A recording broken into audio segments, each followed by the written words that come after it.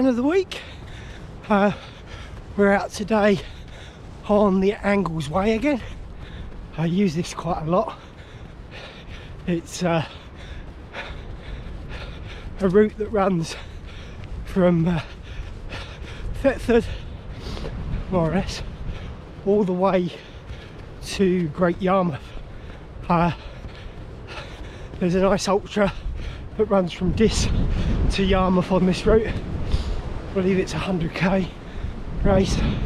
Haven't done that one yet, but one to do after the MDS, I think. The Angles Way at Thetford also connects up with the Peddars Way, which is a route that runs from Thetford all the way to up to the Norfolk coast. And another ultra, that's a 48 miler, April 17th this year. So a bit too close to have a go at that one, but and under current conditions it's a one-way job, so you run up there and you got to arrange your lift back. So I've got plenty to focus on at the moment, but you know, two great routes to run in East Anglia. Although not terribly hilly, they have their own challenges. Boggy round being one of them, and once we get later into March, April, cattle will be the other. It's amazing. I've never lived in a place where there's so much countryside and open space that's actually inaccessible. It's a bit of a frustration, to be honest, and I know there are people out there that disrespect the land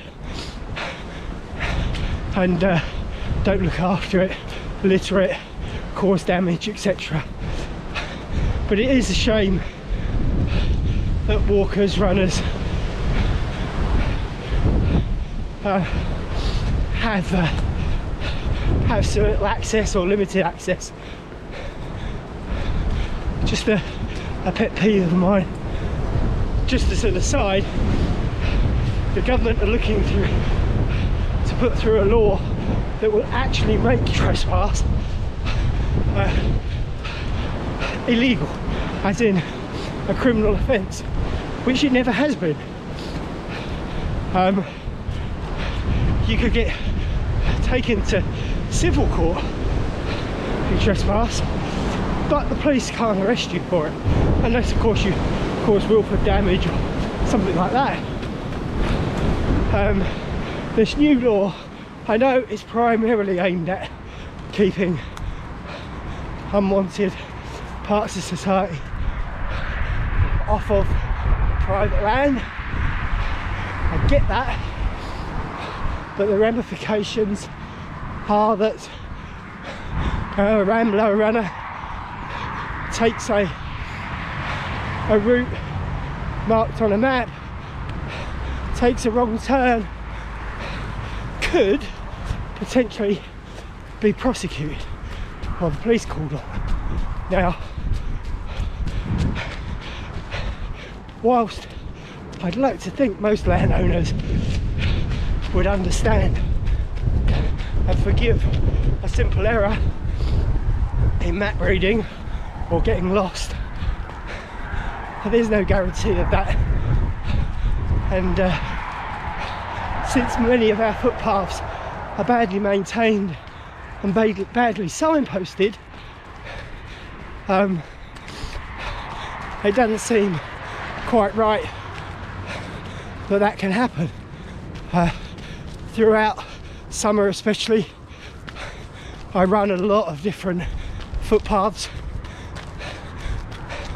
And I have come across at least a handful that have been inaccessible due to poor upkeep or willfully blocked by landowners or other parties. And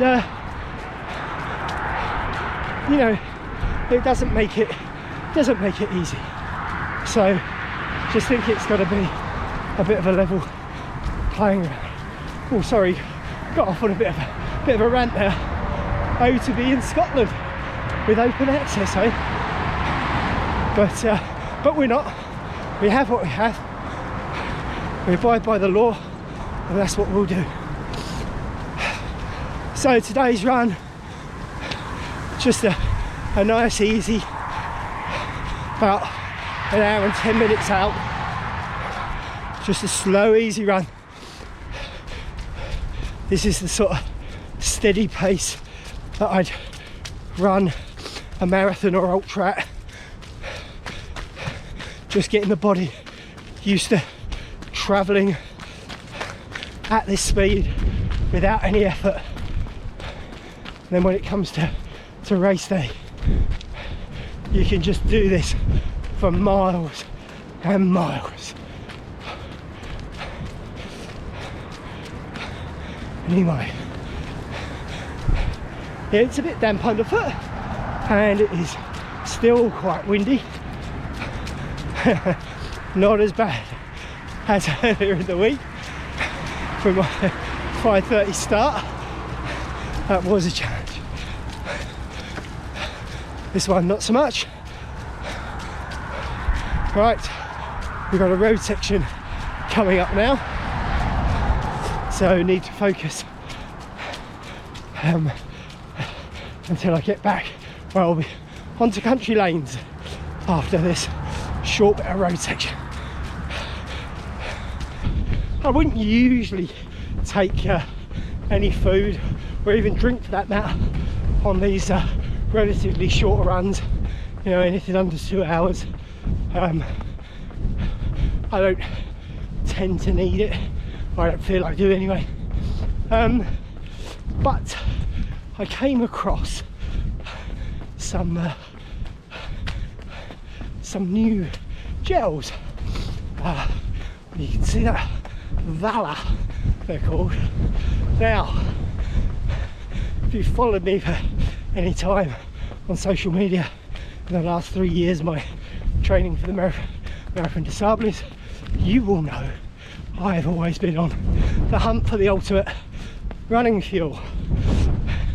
Something that is as natural as possible, but also easily packaged and will work in the desert too.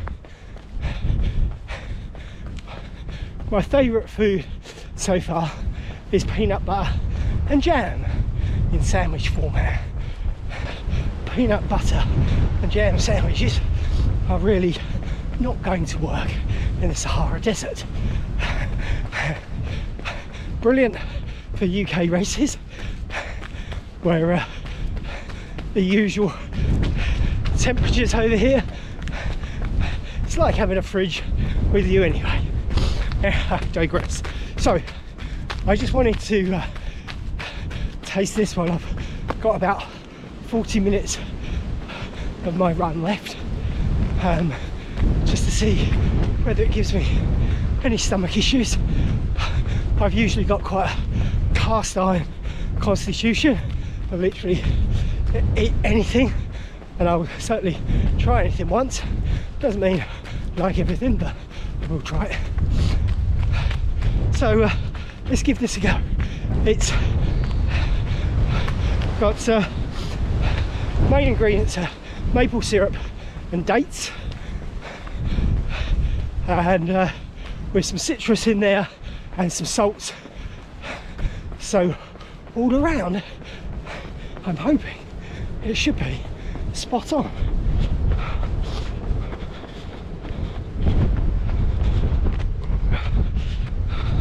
Whoop.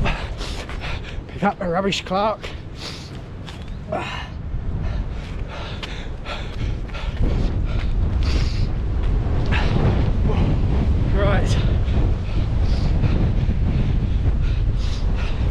So here we go.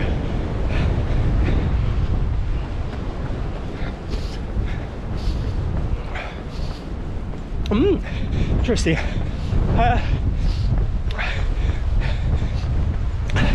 Not as liquid as my favourite gels, which are currently the high five ones, which are like a thick fruit juice. That said, they're not as thick like the SIS ones. Jury's out, really.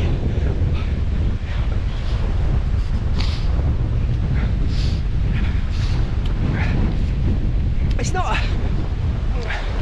a horrible taste. It's almost like fig, the centre of fig rolls. I think is the nearest I put it down to.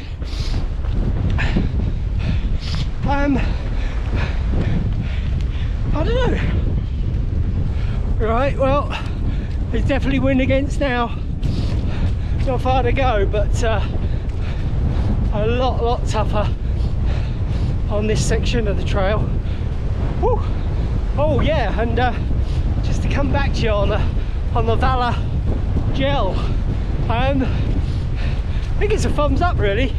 I discovered what I think is or was the issue with the initial taste, or the surprise, was it was very datey, squidgy datey, like I said, like fig rolls, even though it's got maple syrup in. My theory being it's a natural food, so the lighter maple syrup to the bottom of the gel pack. So my initial squeeze was a whole mouthful of crushed date, which, whilst not unpleasant, was just a little surprising. Once I got part way through, the taste balanced out, and the sweetness and the maple syrup cut through that strong date taste, gave it a balance. So a good recovery, methinks. Certainly no impact on me stomach wise, or not yet anyway. So yeah, I'll be giving the Valor energy gels another try on my next long run. So until next time.